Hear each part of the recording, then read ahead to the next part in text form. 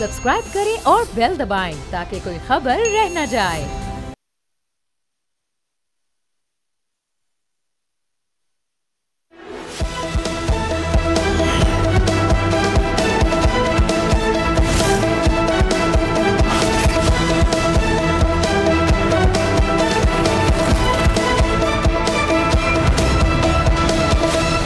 अस्सलामुअलैकुम, प्रोग्राम में खुशामदीद। मैं हूँ अफसा कोमल। नाज़रीन, हम देख रहे हैं कि अफगानिस्तान में मौजूद कलअदम TTP की पाकिस्तान के अंदर दहशतगर्दी की जो कार्रवाइयाँ हैं उससे पाक अफगान कशीदगी मज़ीद बढ़ रही है। पाकिस्तान और अफगान तालिबान रजीम के दरमियान होने वाले मुज़ाकरात की नाकामी के बाद से पाकिस्तान में दहशतगर्दी के 3 बड़े हमले हो चुके हैं, जिनमें वाना कैडेट कॉलेज, इस्लामाबाद G11 कचहरी और FC हेडक्वार्टर पेशावर में कल होने वाला जो हमला है। आज वफाकी वज़ीर इत्तलात अता तारर ने एक अहम प्रेस कॉन्फ्रेंस की है जिसमें उन्होंने इस्लामाबाद कचहरी पर जो होने वाला खुदकुश हमला है, ये हमला करने वाला जो खुदकुश बमबार है और इसके अलावा उसके दीगर सहूलतकार, उनके हवाले से कुछ तफसीलात बताई। नाज़रीन, पाकिस्तान ने यही मौक़िफ़ दोहा और तुर्की में होने वाले मुज़ाकरात के दौरान भी अपनाया और इस हवाले से सबूत भी पेश किए थे। लेकिन दूसरी तरफ अफगान तालिबान ने यह दावा किया कि एक जो बड़ा दावा कल उनकी तरफ से सामने किया गया है कि गुज़िश्ता रात पाकिस्तान ने अफगान सूबे पख्तिका, खोस्त और कुनड़ में फ़ज़ाई हमले किए। मगर आज इस हवाले से DG ISPR lieutenant general Ahmed Chaudhry से एक ब्रीफिंग के दौरान सहाफ़ियों की तरफ से सवालात किए गए, जिस पर उन्होंने इन इल्ज़ामात की तरदीद कर दी और कहा कि पाकिस्तान जब भी कोई कार्रवाई करता है तो वो एलानिया तौर पर करता है, उसकी ओनरशिप लेता है, कभी भी पाकिस्तान सिविलियंस को निशाना नहीं बनाता। तो ये जो क्लेम है ये एक तरह से आज रिजेक्ट कर दिया गया पाकिस्तान की तरफ से। और तर्जुमान पाक फ़ौज ने यह भी कहा कि जो अफगान अबूरी हुकूमत है उनको नॉन स्टेट एक्टर की तरह फैसले नहीं करने चाहिए। अब नाज़रीन, पाकिस्तान और अफगानिस्तान की जो हालिया कशीदगी है, इसके बाद दोनों ममालिक के दरमियान तिजारत और ट्रांजिट ट्रेड तो बंद है, जिससे हम देख रहे हैं कि बिलखुसूस अफगानिस्तान को बहुत नुकसान भी हो रहा है। और इस हवाले से अफगान तालिबान के नायब वज़ीर आज़म ने यह मुतालबा भी एक मौके पर पाकिस्तान से किया था कि ट्रांजिट ट्रेड को खोला जाए। लेकिन पाकिस्तान की तरफ से ये मौक़िफ़ दोहराया गया था कि अगर अफगान तालिबान तिजारत की बहाली चाहते हैं तो पहले दहशतगर्दों की सहूलतकारी बंद की जाए। इसके बाद एक अब जो नई डेवलपमेंट है वो ये है कि अफगान अबूरी हुकूमत के वज़ीर तिजारत नूरुद्दीन अजीज़ी ने दिल्ली में एक प्रेस कॉन्फ्रेंस की और ये ऐलान किया कि अब वो कराची के बजाय ईरानी बंदरगाह चाबहार के रास्ते तिजारत करेंगे। मगर साथ ही वो ये भी बताते हैं कि इसमें अभी हमें मसाइल का सामना करना पड़ रहा है, जिन्हें दूर करने के लिए भारत के साथ मिलकर काम कर रहे हैं। हम प्रोग्राम में इस हवाले से ही बात करेंगे और जानने की कोशिश करेंगे कि क्या अफगान तालिबान नया ट्रेड रूट हासिल करने में कामयाब हो सकेंगे भारत की मदद से, और ये भी कि जो पाकिस्तान में जो दहशतगर्दी के जिन वाक़यात का भी हमने आपके सामने हवाला दिया, इस पर क्या रद्द-ए-अमल पाकिस्तान दे सकता है, क्योंकि जो स्ट्राइक्स के हवाले से अफगानिस्तान की तरफ से दावा किया गया था उसको मुस्तरद कर दिया गया आज DG ISPR की तरफ से। इस पर बात करने के लिए आज के प्रोग्राम में हमने दावत दी है पाक अफगान अमूर और सिक्योरिटी अमूर के हवाले से गहरी नज़र रखने वाले 2 सीनियर सहाफ़ियों को। हमारे साथ मौजूद हैं हसन खान साहब और इफ्तिखार फिरदौस साहब। बहुत बहुत शुक्रिया आप दोनों का। हसन साहब, हम आपसे आगाज़ करेंगे। कल रात से जो खबरें गर्दिश कर रही थी क्रॉस बॉर्डर पाकिस्तान की तरफ से एयर स्ट्राइक किए जाने के हवाले से, इसको आज DG ISPR ने मुस्तरद किया है। उन्होंने कहा कि हम जो कार्रवाई करते हैं हम उसको तस्लीम करते हैं और उसकी ओनरशिप लेते हैं। आप कैसे देख रहे हैं इस क्लैरिफिकेशन को और जो दावे कल किए गए थे अफगान तालिबान की तरफ से उसको? ये जो स्ट्राइक्स हुए हैं ये 3 अहम जगहों पे हुए हैं। कुनड़ का सूबा जो बाजावल के साथ अटैच है, इसी तरह पख्तिका और खोस्त जो कि नीचे वज़ीरिस्तान और ये कोरम एजेंसी इसके साथ ये है। और ये ऐसी एरिया है कि जितने भी इंटरनेशनल रिपोर्ट्स आए हैं यहाँ पे तहरीक तालिबान जो कलअदम TTP है उनकी कंसंट्रेशन यहाँ पे है। और ये इनके रूट्स है जो कि यूजुअली इस्तेमाल करते हैं।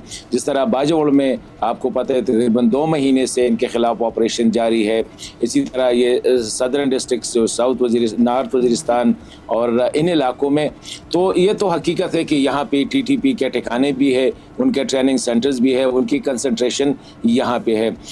कल जो रात 12 बजे ये हुआ है तो स्ट्राइक्स तो हुए हैं। अब पाकिस्तान ने डिनाई किया है तो जाहिर बात है स्टेट डिनाइल है, तो जब स्टेट डिनाई करते तो you have to believe in it. लेकिन दूसरी साइड से अफगान तालिबान जो है वो बिल्कुल वो श्योर है अभी थोड़ी देर पहले मैं एक अफगान तालिब रहनुमा से एक इंटरव्यू कर रहा था, तो उससे मैंने यही सवाल किया कि आप किस बुनियाद पे कह रहे हैं कि ये पाकिस्तान ने किए हैं। मैंने कहा क्योंकि आपके पास कोई एयर वो नहीं है, और पूरी दुनिया जो है पाकिस्तान एज ए रियासत ये डिनाई इसलिए नहीं कर सकती कि अफगान एयर स्पेस जो है वो किसी बड़े मुल्क की कंट्रोल में है, वो उनकी पूरी सर्विलेंस वो कर रहा है।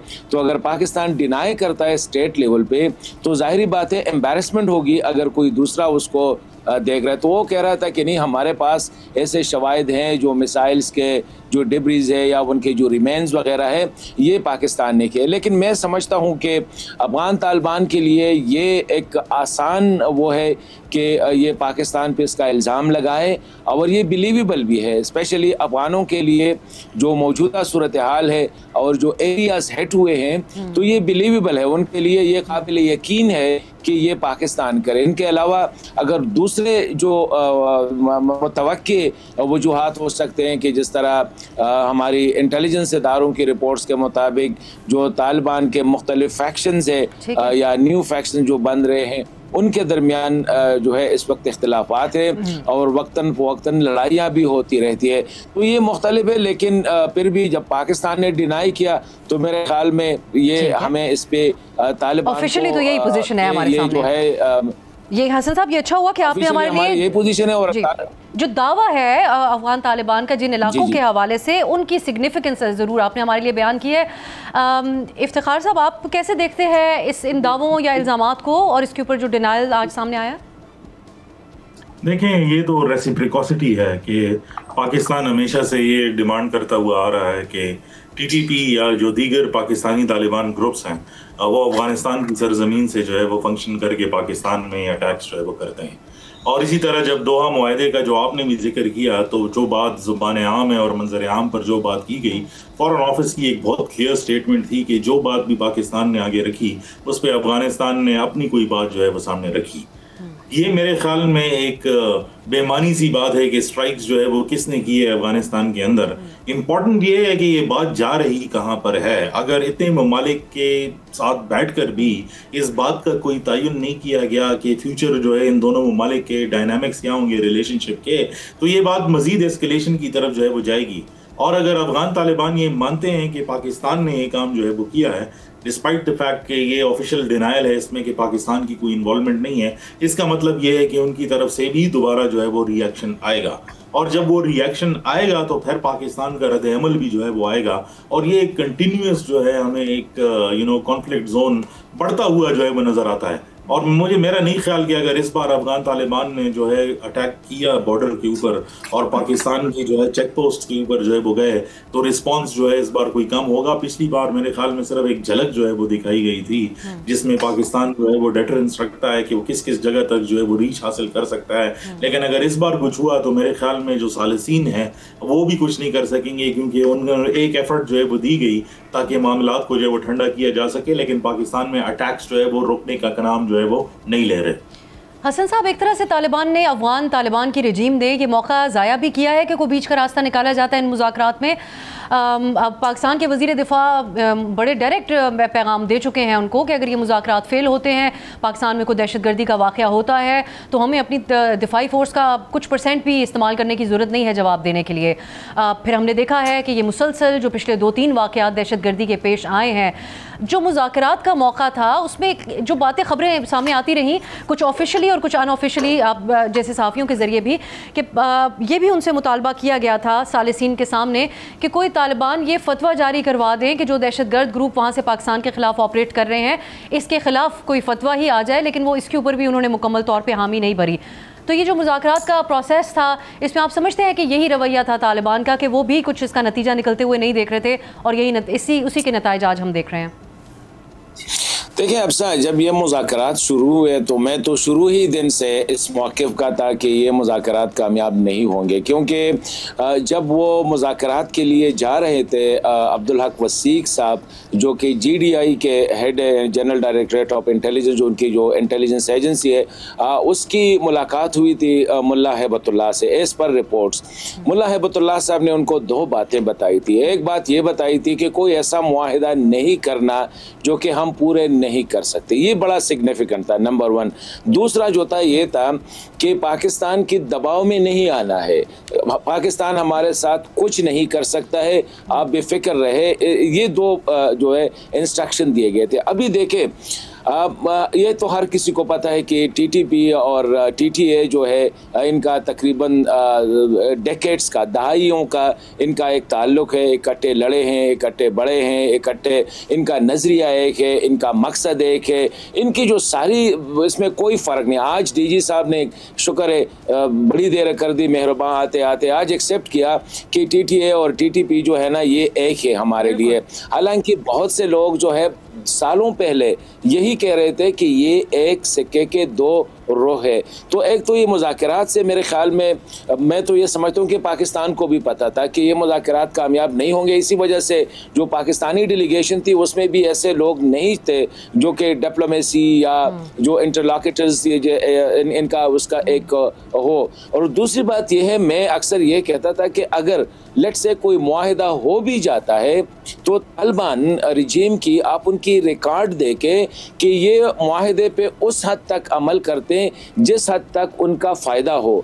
तो अगर आप दोहा मुआहिदा उठाए अमरीकियों के साथ, उनमें सिर्फ उन नुकात पे अमल किया गया है जो इनके फ़ायदे को, बाकी किसी एक पे भी अमल नहीं किया गया है। इसी तरह एक मुआहिदा जो कि खुफिया हुआ था यूएई, तालिबान और पाकिस्तान के दरमियान, द रीसेटलमेंट ऑफ ये जो टीटीपी तहरीक तालिबान जो कलदन तंजीम है, इसके मतलब है कि बियॉन्ड द बॉर्डर जो है ले जाने का, इनका जो फ़ायदा था वो लिया गया, लेकिन बाद में उस पर अमल नहीं किया गया। तो मेरे ख्याल में पाकिस्तान को भी अच्छी तरह पता था, और उनके रवैये से, और जब वो जा रहे थे जाने से पहले स्टेटमेंट से, या जिस तरह वो जो है मीडिया में बयानात दे रहे थे, जो एग्रेसिव प्रोपेगेंडा कर रहे थे, तो इससे तो ये वाज़ेह था कि वो मुज़ाकरात के ज़रिए, और यही वजह है कि वो गोल पोस्ट चेंज कर रहे थे। मुज़ाकरात 1 पॉइंट एजेंडा था जब दोहा से शुरू हुए, जब वज़ारत दिफा बैठे थे कि टीटीपी क्रॉस बॉर्डर मूवमेंट को कंट्रोल करना है कि अफगानिस्तान की सरजमीन पाकिस्तान के ख़िलाफ़ इस्तेमाल ना हो।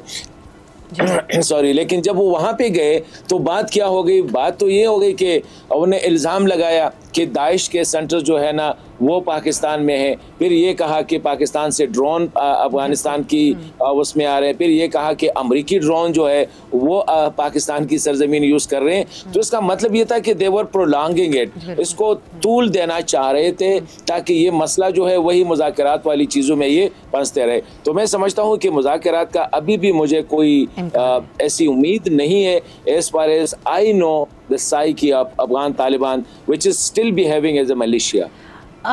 इफ्तिखार, DGISPR ने आज ये भी कहा कि तालिबान को, अफगान तालिबान को नॉन स्टेट एक्टर्स की तरह अपने फैसले नहीं करने चाहिए। अब जैसे हसन साहब को भी अब मुज़ाकरात का तो कोई ऑप्शन नहीं नज़र आता कामयाब होता हुआ डिप्लोमेसी का, और आपको भी हमें लगता है कि ऐसा ही आप समझते होंगे। लेकिन क्या ये जो आइडियोलॉजी है अफगान तालिबान की, जिसको हम कई बार आपके साथ डिस्कस कर चुके हैं, बिल्कुल अलाइन करती है TTP के साथ, पाकिस्तान का कोई जो दिफाई तौर पर अगर आइंदा भी कोई रिस्पॉन्स ऐसा सामने आता है वो मजबूर कर सकता है उनको आइडियोलॉजिकली, जहां वो दहशतगर्दी को दहशतगर्दी नहीं समझते। खुद अफगान हुकाम बताते हैं कि इन मुज़ाकरात में हमने उनको ऑफ़र किया कि ये जो TTP के दहशतगर्द हैं इनको आप सियासी लोग समझते हैं तो हम आपको ये वापस करने को तैयार हैं। सो बिल्कुल पोल्स अपार्ट है दोनों तरफ जो बेसिक अंडरस्टैंडिंग है अबाउट टेररिज्म। सो आपको लगता है कि दिफाई तौर पर अगर कोई ऐसा रिस्पॉन्स आइंदा दिनों में पाकिस्तान की तरफ से आता है तो दोबारा से अपने ख्यालात पर गौर कर सकती है अफगान तालिबान की हुकूमत? देखें, अब पहली बात तो ये है कि हम बार बार, जैसे आपने कहा, डिस्कस कर चुके हैं कि जो आइडियोलॉजिकल फ्रेमवर्क है अफगान तालिबान का, वो सिर्फ और सिर्फ TTP के साथ नहीं बल्कि जो ग्लोबल नॉन स्टेट एक्टर्स हैं इन सब के साथ जो है वो अलाइन होती है। और मैं हमेशा ये बात करता हुआ आ रहा हूँ कि अफगान तालिबान से कहना कि वो TTP के खिलाफ एक्शन ले या किसी भी जो है वो मिलिटेंट फैक्शन के खिलाफ जो है वो एक्शन ले, ऐसा है कि आप ये कहें कि अफगान तालिबान अपने खिलाफ जो है, अपने इक़दामात के खिलाफ जो है वो एक्शन ले। तो ये तो मुझे एक तो कहीं नज़र नहीं आता कि कहीं से एक कॉरेस्पॉन्डेंस जो है वो आ जाए, चाहे वो किसी भी दोस्त ममालिक की तरफ से हो या किसी भी प्रेशर ग्रुप की तरफ से हो, कि वो मिल जाएं और ये बातें जो है वो सेटल कर दें पाकिस्तान के साथ। दूसरी बात, जो पाकिस्तान और अफगानिस्तान के जो ताल्लुकात हैं और लार्जर जो इसमें जो एक मैसेज है वो मुज़ाकरात के हवाले से, आज भी जो है DGISPR ने मुज़ाकरात के हवाले से बात की कि वो हमेशा से एक चैनल जो है वो खुला रहता है। अब वो मुज़ाकरात होंगी किस चीज़ पर? अगर कोई ये समझता है कि अफगानिस्तान और यानी अफगान तालिबान के और पाकिस्तान के रिलेशनशिप्स किसी रीसेट में जो है वो वापस चले जाएंगे और ये रिलेशनशिप जो है दोबारा बेहतर जो है वो होना शुरू हो जाएगा, तो मेरे ख्याल में ये किसी की खुशफहमी ही हो सकती है, क्योंकि ऐसा होगा नहीं। हाँ, ग्लोबल पावर्स अगर चाहें तो कम से कम इतना कर सकते हैं कि अटैक्स जो है वो प्रेशर बढ़ाकर अटैक्स कुछ अरसे तक शायद रुकवा दें, लेकिन उसमें स्पॉयलर्स इतने ज़्यादा हैं कि आप उसको रुकवाने में भी जो है मुझे नहीं लगता कि कोई ऐसी फोर्स है जो सारे अटैक्स जो है एकदम ही जो है वो रुकवा दें। तो हासिल उसका यही है अफसा कि जो आइडियोलॉजिकल फ्रेमवर्क है वो तो एक अलहदा चीज़ है, लेकिन जो ग्राउंड रियलिटीज़ हैं उसको भी समझते हुए मुझे नहीं लगता कि इसमें कोई ऐसी पेशरफ जो है वो आगे हो सकती है। हसन साहब, इस पे क्विक रिस्पांस दीजिएगा। जो अहम बात है, ट्रेड रूट तब्दील करने की जो बात अफगान हुकाम कर रहे हैं, और वो भी दिल्ली में बैठकर उन्होंने कहा कि हम भारत की मदद से चाबहार के जरिए ट्रेड करेंगे। अब ये आपको होता हुआ मुमकिन नज़र आ रहा है? हालांकि वो खुद पॉइंट आउट कर रहे हैं इसके कि उसमें हमें कुछ मुश्किलात पेश आ सकती हैं। आज DGISPR ने अलबत्ता इस हवाले से कहा कि ये नहीं हो सकता कि हम पे हमले भी हों और हम तिजारत भी आपके साथ करते रहें। सो आपको ये प्लान B जो है तालिबान का, अफगान तालिबान का, ये इस पर अमल होता हुआ नज़र आ रहा है आइंदा दिनों में?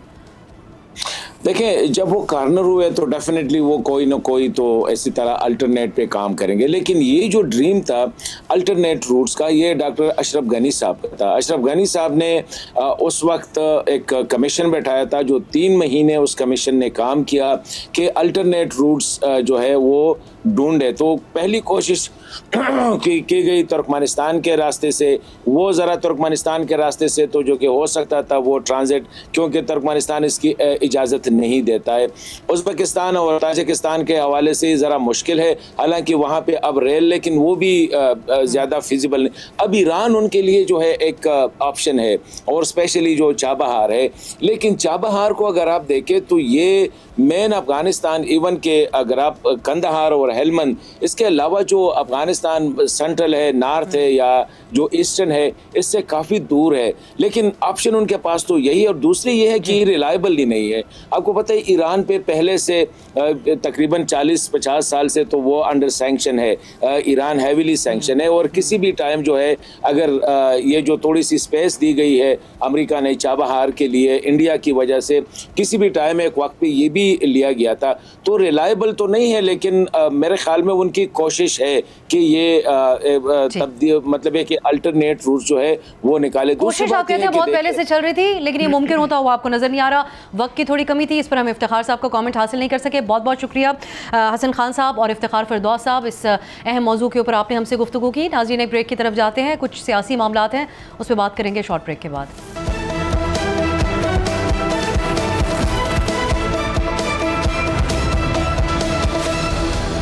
ब्रेक के बाद खुशामदीद। ज़िमनी इंतखाबात में मुस्लिम लीग नून की जीत और पाकिस्तान तहरीक इंसाफ की 2 अहम हलकों जहां से वो लड़ रहे थे, वहां से जो शिकस्त हुई है, इसकी वजह से PTI की फैसला साजी के हवाले से काफ़ी सवालात उठ रहे हैं। मुस्लिम लीग नून अपनी कामयाबी का क्रेडिट कारकर्दगी के हवाले से दे रही है, जबकि PTI की तरफ से कहा जा रहा है कि उनके साथ धांधली हुई है। हम प्रोग्राम के इस हिस्से में जानने की कोशिश करेंगे कि इन ज़िमनी इंतखाबात में PTI की शिकस्त की असल वजह क्या बनी। इसके अलावा PTI की तरफ से 27वीं आईनी तरमीम को भरपूर अंदाज में मुस्तरद किया गया, मगर अभी तक उनकी तरफ से ये तय नहीं किया जा सका कि इस तरमीम के जरिए कायम होने वाली विफाकी आईनी अदालत में उन्होंने पेश होना है या नहीं होना है। सलमान अकरम राजा साहब ने इस हवाले से आज कहा कि अभी तक हमने फैसला नहीं किया कि आईनी अदालत को हम तस्लीम करेंगे नहीं करेंगे, इसमें केसेस में पेश होंगे या नहीं होंगे। इसके अलावा एक और मामला कुछ दिन पहले हमने डिस्कस किया था। साबिक विफाकी वजीर फवाद चौधरी साहब, उन्होंने कुछ दिन पहले एक इनिशिएटिव लिया था और PTI के सीनियर रहनुमा जो कैद हैं शाह महमूद कुरैशी साहब, उनसे भी मुलाकात की थी अस्पताल जाकर, और सीनियर जो चौधरी शुजात हुसैन साहब से भी उन्होंने मुलाकात की थी और एक मुफाहमत की उन्होंने कोशिशों का आगाज़ किया था। इस सिलसिले में कुछ हुकूमती लोगों से भी वो मिले थे, हमारे साथ होंगे और उनसे हम जानने की कोशिश करेंगे कि क्या उनको इसमें कोई कामयाबी मिली। बहुत बहुत शुक्रिया फवाद चौधरी साहब आपके वक्त के लिए। पहले हम ज़िमनी इंतखाबात के हवाले से बात कर लेते हैं।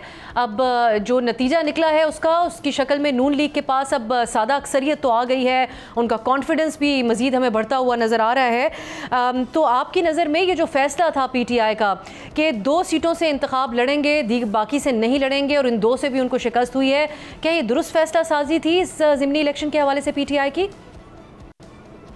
देखिए, पहली बात तो यह है कि नून लीग का कॉन्फिडेंस बढ़ना या कम होना तो इसलिए इम्पोर्टेंट नहीं है कि नून लीग कौन सा कोई इलेक्शन के नंबरों के ऊपर हुकूमत पे बैठी हुई है।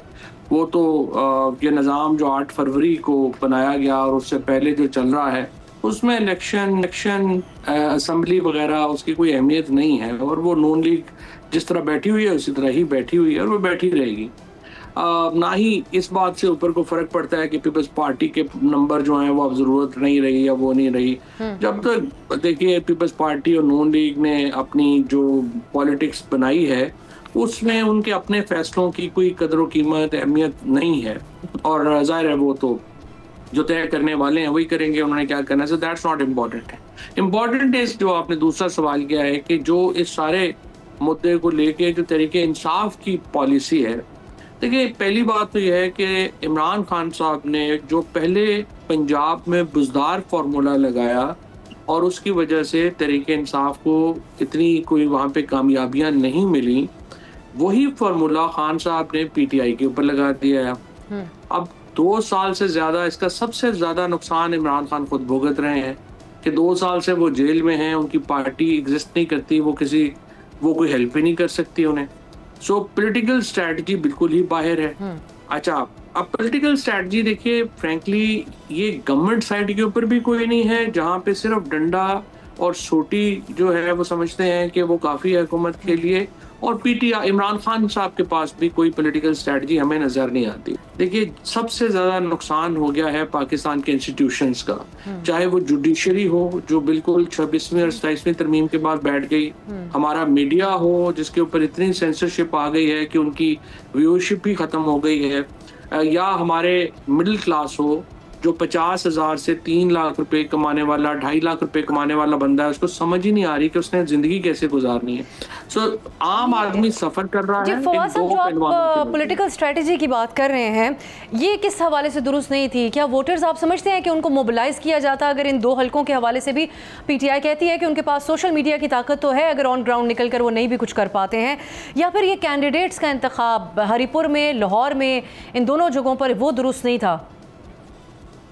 नहीं, देखिए पहली बात तो ये है कि जो बड़ी एक पीटीआई की पॉलिसी में फ्लॉ है वो ये है कि वो अपोजिशन अलायंस ही नहीं बना सके।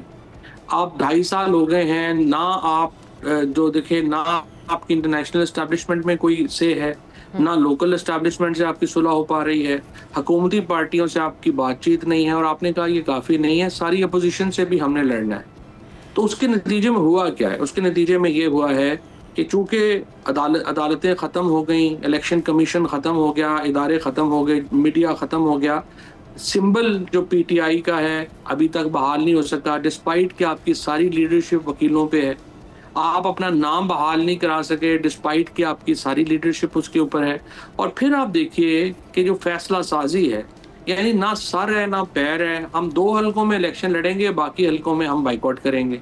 तो आप कैसे वो मीडिया उसका अंडरलाइन मीडिया बनाएंगे कि हम बाइकआउट कर रहे हैं? आपसे लोग पूछेंगे आप 2 हलकों में तो इलेक्शन लड़ रहे हैं, बाकियों में आप क्यों नहीं लड़ रहे हैं?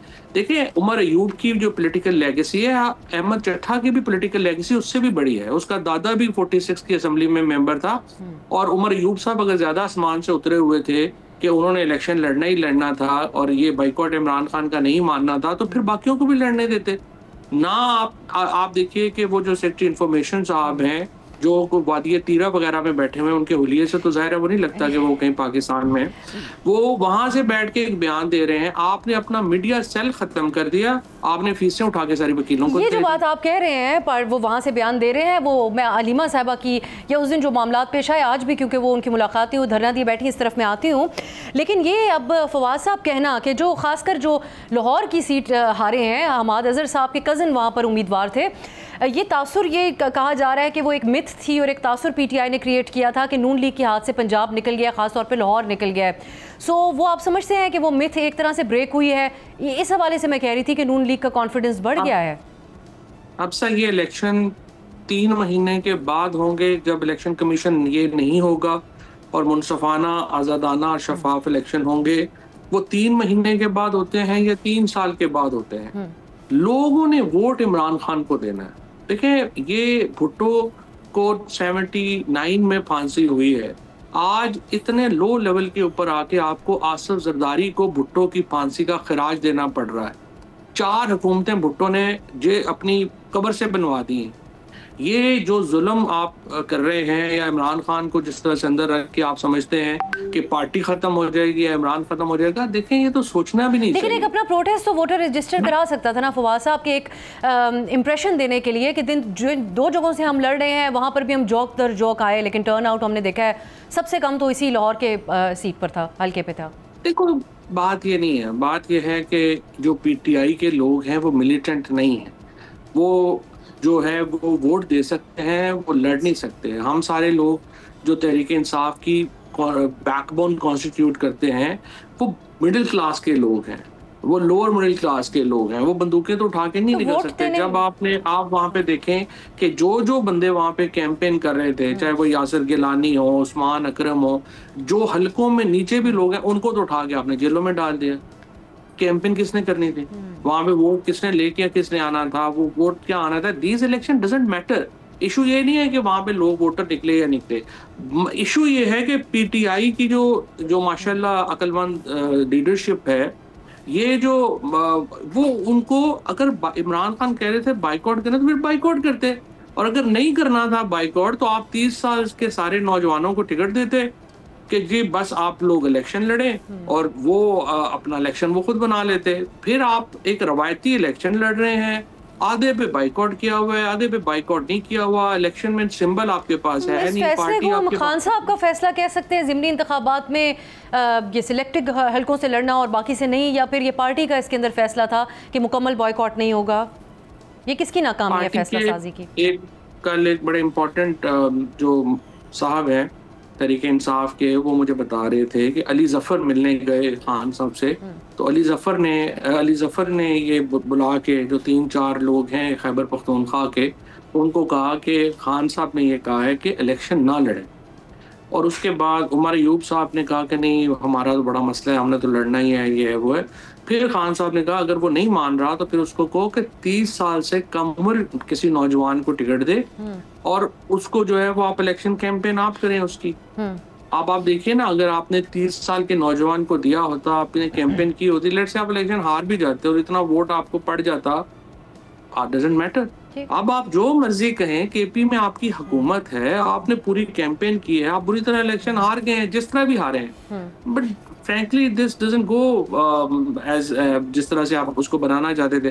सो आई थिंक ये वैसे जो KP की आप बात कर रहे हैं, वहाँ PTI की अपनी हुकूमत भी है, वहाँ पे जो मुबैना धांधली के इल्जामात लग रहे हैं वो है, या वहाँ पर भी ये जो पार्टी की जो प्लानिंग रही वो दुरुस्त नहीं थी आपकी नज़र में? ये 40,000 वोटों के हवाले से गड़बड़ हो सकती है या नहीं समझ आती है बात? देखो ये बड़ी पिक्चर में ना ये मैटर नहीं करता, इलेक्शन आप हार गए हैं, दैट्स इट। बाकी ये हुआ वो हुआ, ले गए वो नहीं मैटर करता, इलेक्शन नतीजा मैटर करता है। और नतीजा ये है कि आप इलेक्शन हार गए अपनी हुकूमत होने के बावजूद। और उसके बाद जो बाकी इस वक्त तक भी सिचुएशन है, देखो मुझे समझ ये नहीं इनकी आ रही कि ये आखिर करना क्या चाहते हैं। इमरान खान साहब का पहले अच्छा खासा एक्सेस था, वहाँ पे बैरिस्टर सैफ थे, फैसल थे, ये वो सारे इनकी मैनेजमेंट भी कर रहे थे, मुलाकात भी हो जाती थी चीज़ें। आपने उन सारे लोगों को जो थोड़ी बहुत मैनेजमेंट कर सकते थे, जो मुलाकातें करा सकते थे, आपने उन सब को उठा के बाहर फेंक दिए। अब ना इमरान खान का कोई एक्सेस है, ना उन तक कोई बात पहुँचाने वाला है, ना उनकी बात बाहर आती है।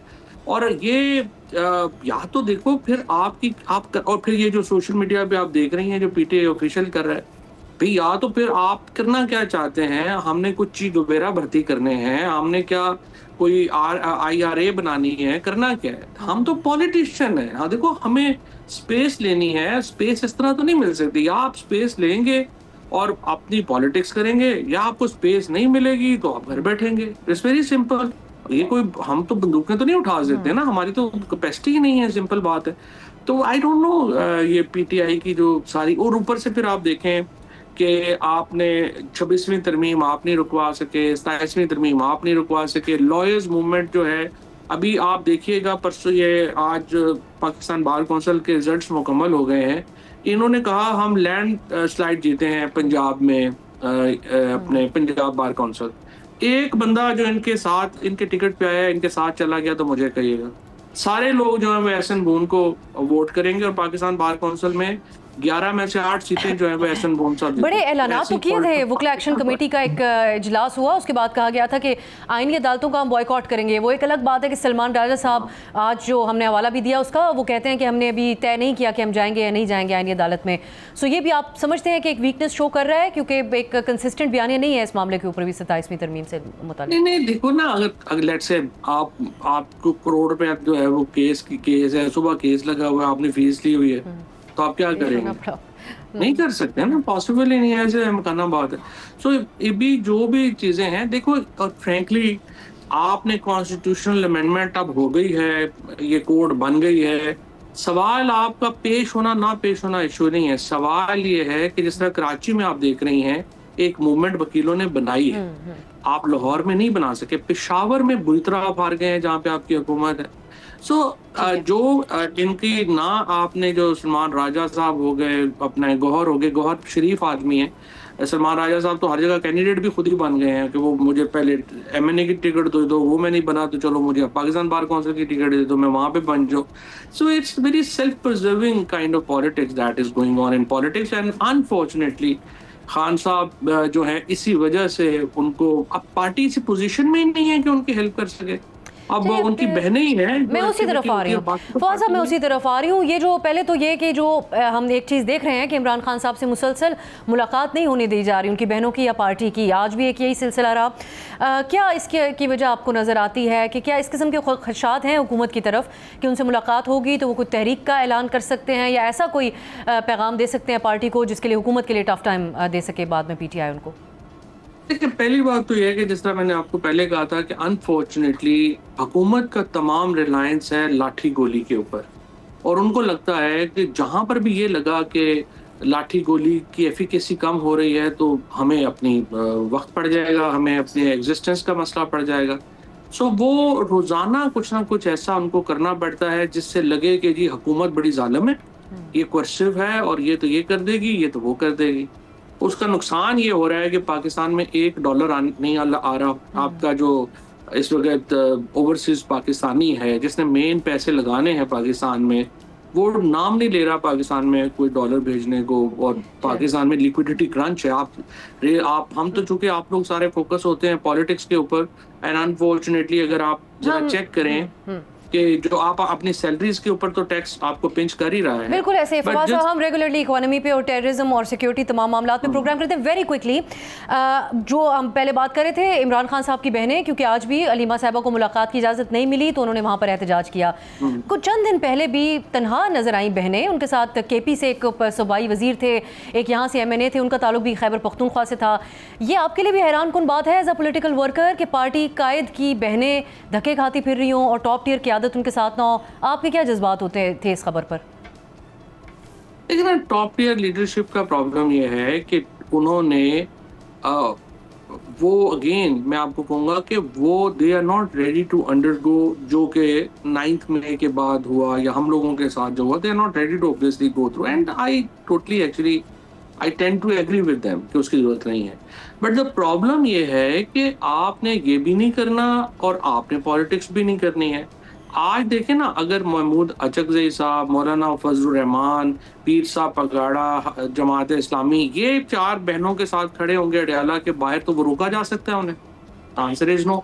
आप पॉलिटिकल अलायंस आप नहीं बना पा रहे, हुकूमत से एंगेजमेंट आप जो है वो नहीं करना चाह रहे, आपने एक टेम्परेचर, हुकूमत एक तो टेम्परेचर नीचे लाने में दिलचस्पी नहीं रखती, आप रोजाना टेम्परेचर और ऊपर कर देते हैं। फिर बाहर बैठे हुए लोगों ने अगर जो है वो पाकिस्तान में इस तरह से फैसले करने हैं तो फिर तो देखें हो गए फैसले। ठीक है, जाहिर है कि आपने किसी पे ट्रस्ट भी करें, और जो आपके जो लोग हैं जिनका, और इस वक्त आप लोग ढूंढें जो एस्टैब्लिशमेंट से, जो हुकूमत से जो एक बातचीत कर सकें, जो टेम्परेचर नीचे ला सके ताकि एक स्पेस क्रिएट हो पॉलिटिक्स की। अच्छा, आपने जो कोशिश की थी इस हवाले से कि एक स्पेस क्रिएट हो PTI के लिए, शाह महमूद कुरैशी साहब से मुलाकात की, चौधरी शुजात हुसैन साहब से मुलाकात की, और हमारे से बात करते हुए आपने कंफर्म किया कुछ हुकूमती लोगों से भी।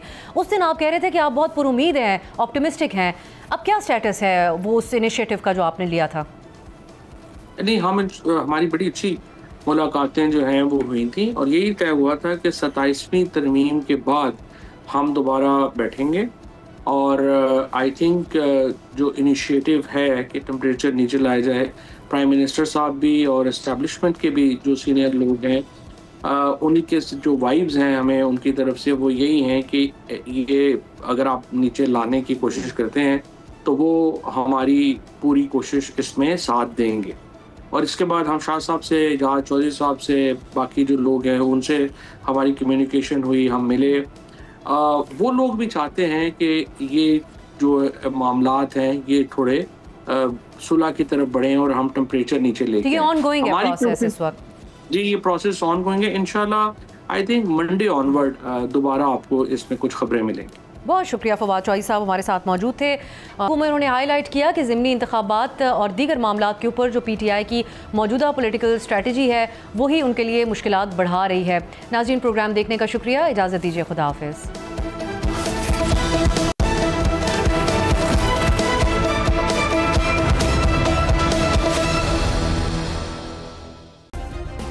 सब्सक्राइब करें और बेल दबाएं ताकि कोई खबर रह न जाए।